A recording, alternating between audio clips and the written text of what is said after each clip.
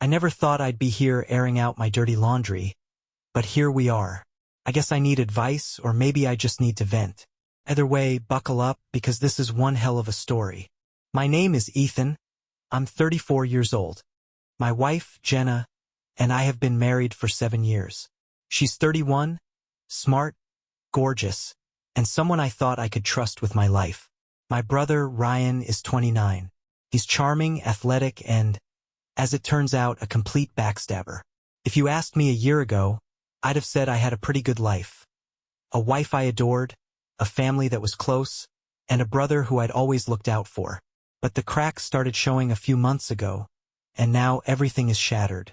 It started with Jenna becoming distant. At first, I chalked it up to her job. She's a marketing manager, and her company was going through a merger. She was working late more often, always on her phone, and sometimes weirdly defensive about where she'd been. When I asked if everything was okay, she'd give me this exasperated sigh and say, "Ethan, not everything is about you. I'm just stressed." I didn't press because I wanted to be supportive. Then there was Ryan. He started popping by unannounced more often than usual. He'd always been close to Jenna. They joke around, sometimes a little too much for my liking, but I never thought anything of it. I trusted both of them. I mean, he's my brother and she's my wife. What could go wrong? Apparently everything. The first real red flag was about 3 months ago when I found a wine glass in the sink late one night. Jenna had been working late, but there were 2 glasses, one red wine, her favorite, and one scotch, Ryan's drink of choice. When I asked her about it, she laughed it off and said Ryan had stopped by to pick up some old video games he'd left at our place. "You were out running errands," she said with a shrug. It wasn't a big deal. I wanted to believe her, so I did. But then, things got weirder. Jenna started guarding her phone like it held state secrets. She'd turn it face down whenever I walked into the room and get this guilty look on her face if I so much as glanced at it. One night, she left it charging in the kitchen while she showered, and a text popped up. It was from Ryan, and it said, "Last night was amazing. Can't wait to see you again." My stomach dropped. I tried to tell myself there had to be some logical explanation. Maybe they were planning a surprise for me, something innocent. But the seed of doubt had been planted, and it started growing fast. I didn't confront her right away. Instead, I did something I never thought I'd do. I started snooping. I hated myself for it, but I needed answers. One night, after Jenna fell asleep, I unlocked her phone. The messages between her and Ryan confirmed everything. Flirty texts, inside jokes I wasn't a part of, and explicit exchanges that made me want to vomit. The words "your bed" and "last Friday" stuck out like neon signs. That's when I knew for sure. I didn't sleep at all that night. I sat on the edge of our bed, staring at Jenna while she slept, my mind racing. The betrayal felt unreal. This was the woman I'd built my life with, and my own brother, was the one she was sneaking around with. By the time the sun came up, I'd gone from heartbreak to white-hot rage and back again. I decided I couldn't sit on this any longer. I needed to confront her. That morning, I waited until she was sipping her coffee and scrolling through her phone at the kitchen table. The air felt heavy, but she didn't seem to notice. "Jenna," I started, keeping my voice as calm as possible. "We need to talk." Her eyes flicked up, wary. "What's up?" "I know," I said flatly. "I know about you and Ryan."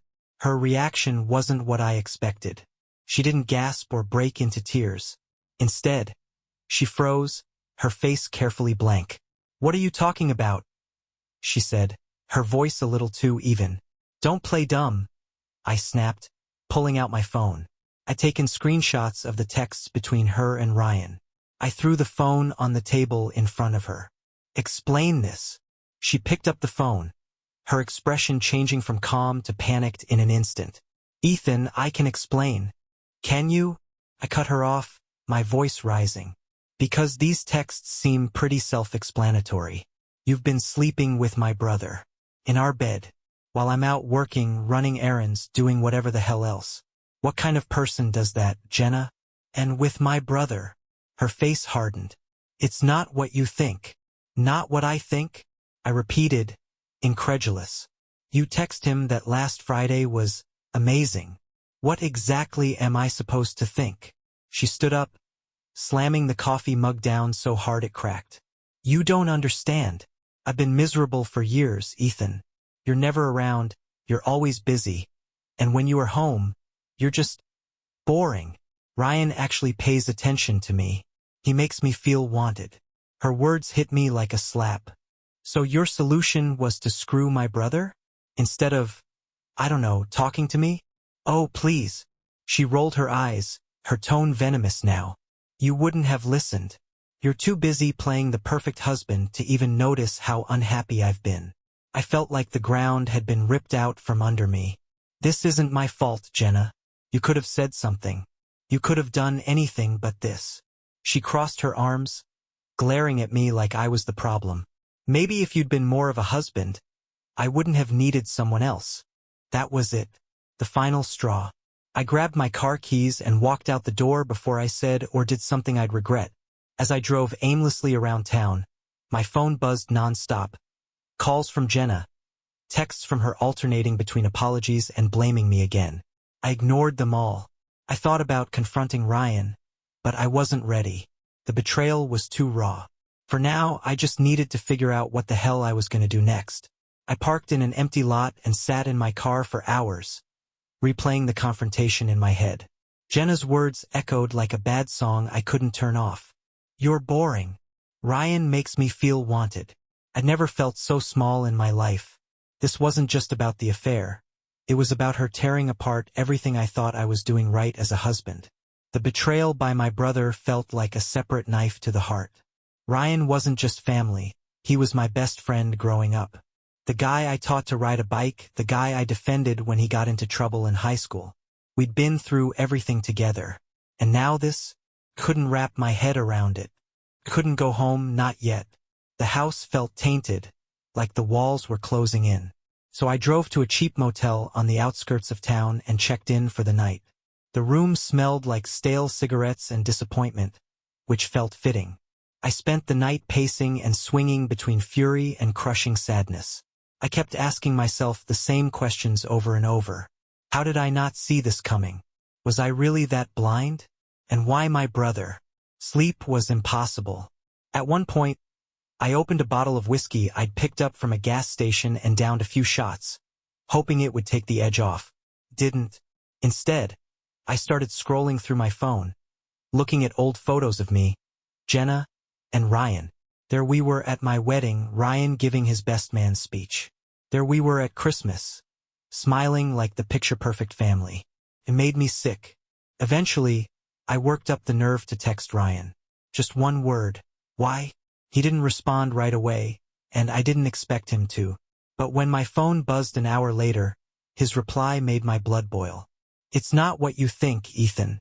Let's talk. Not what I think. What the hell else could it be? I threw my phone across the room, where it landed on the carpet with a dull thud. Talking to him felt impossible. At that moment, I didn't think I could look him in the face without swinging at him. The next day, after a sleepless night and too much time in my own head, I decided to confront Ryan. I wasn't ready, but I also couldn't keep stewing in my own misery. I needed to hear him admit it. I needed answers. I showed up at his apartment unannounced.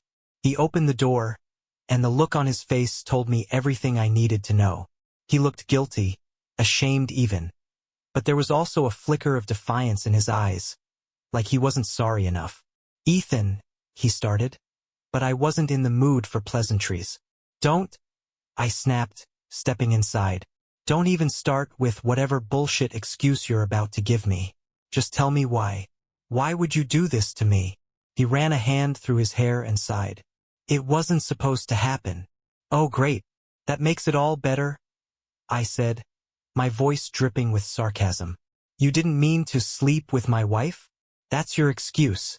It's complicated, he said, avoiding my gaze. Jenna and we just connected. Connected, I repeated, laughing bitterly. You connected? Ryan, she's my wife. My wife. You had to pick her out of every woman in the world. She came to me, he said defensively. She said you two were having problems, that she felt neglected. I didn't mean for it to go this far. You didn't mean for it to go this far? I stepped closer, my fists clenched at my sides. You crossed the line the second you decided to text her behind my back. I'm sorry, Ethan, he said, but his apology felt hollow. I never wanted to hurt you. Yeah, well, you did, I said, my voice cracking. You've destroyed everything. He didn't have anything else to say, and I didn't either. I turned and walked out before the rage boiling inside me could explode into something I'd regret. Back at the motel, I started thinking about what to do next. Divorce seemed inevitable, but the thought of losing everything I'd built with Jenna made me feel physically ill. And as much as I hated Ryan in that moment, a small part of me still wanted to salvage something of our brotherhood. But how do you rebuild after something like this? Sitting in that dingy motel room, I realized I was at a crossroads. My entire life, the marriage, the family ties, the sense of stability I'd worked so hard to create, had just crumbled. The only thing left to decide was how I was going to pick up the pieces. The first decision was Jenna. Staying married to her felt unthinkable. But divorce wasn't something I ever imagined for myself, let alone with a woman I once believed was my soulmate. We'd spent 7 years building a life together. Shared holidays, plans for a family, inside jokes no one else understood. Was all of that supposed to mean nothing now? Then there was Ryan. Cutting him out of my life entirely seemed like the obvious choice, but the guilt of losing my only brother tugged at me. We didn't have a big family. Losing him would leave a permanent hole in what little we had left. Still, forgiving him felt impossible. How do you forgive someone who looks you in the eye and stabs you in the back? I sat down with a notepad, trying to make sense of my options. Jenna first. Stay and try to work through it. Pros: familiarity, the chance, however slim, to salvage the marriage. Cons: could I ever trust her again? Would I hate myself for staying? Divorce immediately. Pros: a clean break, no more lies. Cons: emotional and financial chaos, the pain of starting over. I stared at the list, trying to imagine what each choice would feel like 6 months down the road. Every scenario felt like a lose-lose situation. But deep down, I knew the answer. She didn't just make a mistake. She made a choice over and over again to betray me. And every excuse she gave during our fight had only made me feel smaller, angrier, and more certain that I could never trust her again. The marriage was over. I just needed to accept it. Then I wrote Ryan's name on the page and started a new list. Cut ties completely. Pros: no risk of future betrayal, emotional distance to heal. Cons: losing my brother forever, complicating family dynamics. Try to forgive him. Pros: a chance to rebuild our bond, keep some semblance of family. Cons: could I ever truly forgive him? Would I resent him forever? The thought of cutting Ryan out hurt more than I expected. But the idea of forgiving him made me feel sick. I couldn't imagine sitting across from him at family dinners, pretending like everything was fine. Even if I tried to mend things, I knew deep down the dynamic would never be the same. For now, I decided I couldn't make a decision about Ryan. I needed space from him, from everything. But Jenna? That was clear. Divorce was the only path forward. The next morning, I called a divorce lawyer. Just saying the words, "I want to file for divorce," made everything feel real. The lawyer walked me through the process, mentioning things like property division and alimony, but I barely heard him. My mind kept flashing to Jenna's face, to all the little moments when I thought we were happy. I planned to tell Jenna as soon as I got back home, but when I walked through the door, she was already there, sitting on the couch with red-rimmed eyes. "Ethan," she started, standing up as soon as she saw me. "I'm so sorry." I held up a hand to stop her. "Don't. I've already made my decision." Her face crumpled. "Please, Ethan, don't do this. We can fix it. I'll do anything. Therapy, counseling, whatever you want." "It's too late," I said, my voice steady. "You didn't just betray me once, Jenna. You lied to my face over and over again. And then you had the nerve to blame me for it." "I made a mistake," she cried. "I was stupid. I don't want to lose you. You already lost me. I said quietly. The moment you decided to sleep with Ryan, you lost me. She broke down sobbing, but I didn't feel sorry for her. Not anymore. I walked upstairs, grabbed a suitcase and started packing. I didn't want to be in that house another second. Leaving Jenna behind was hard, but I knew staying would have been harder. Over the next few weeks, I moved into a small apartment, started therapy, and leaned on friends I hadn't talked to in years. Each day felt like climbing out of a deep hole, but with every step, I started feeling more like myself. Ryan tried to reach out a few times, but I ignored him. I wasn't ready to talk. Maybe I never would be. One unexpected thing happened, though. My parents got involved. My mom, a notoriously fiery woman, called me one night and said, "We're having a family meeting, and you're coming. Ryan too. I don't care what happened between you two, we're talking this out." I didn't want to go to the family meeting, but my mom's tone made it clear I didn't have a choice.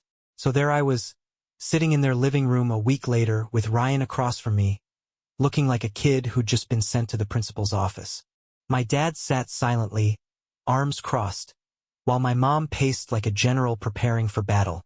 "All right," she said, finally stopping to glare at both of us. "Someone better start talking. Ethan, you go first." I didn't hold back. "Ryan slept with Jenna," I said bluntly. "They've been sneaking around behind my back for months." My mom gasped, her hand flying to her mouth. "Ryan, is this true?" He nodded, his eyes fixed on the floor. "It is. But—" No, Boots, isnapat. "You betrayed me. You knew what she meant to me, and you still went behind my back. What the hell is wrong with you?" "I don't know," he said, his voice breaking. "I messed up. I was lonely, and Jenna, she came to me. It just happened." "It didn't just happen," I said, my voice rising. "You made a choice. Over and over again. Don't sit there and pretend you're the victim." My dad finally spoke. "Ryan, do you understand what you've done to this family? You didn't just hurt Ethan, you hurt all of us. How are we supposed to move on from this?" Ryan's face crumpled, and for a moment, I thought he might actually cry. "I'm sorry," he said, looking directly at me. "I know I don't deserve your forgiveness, Ethan, but I'm so sorry. If I could take it back, I would." His apology felt like too little, too late. "I'm not ready to forgive you," I said. "I don't know if I ever will be. But I need space. Away from you, from Jenna, from all of this." My mom looked heartbroken, but she nodded. "We'll give you the space you need," she said. "But Ryan, you'd better figure out how to make this right. You've destroyed trust in this family, and that's not something we take lightly. It's been 6 months since that family meeting, and I won't lie. It's been a roller coaster. The divorce went through quickly, thanks to Jenna agreeing to my terms. I left her the house because I couldn't stand the thought of living there anymore, and I took what I needed to start fresh. Ryan and I haven't spoken since. He's tried to reach out a few times, sending long, heartfelt texts, but I haven't responded. Maybe one day I'll be ready, but right now, I'm not. The wound is still too raw.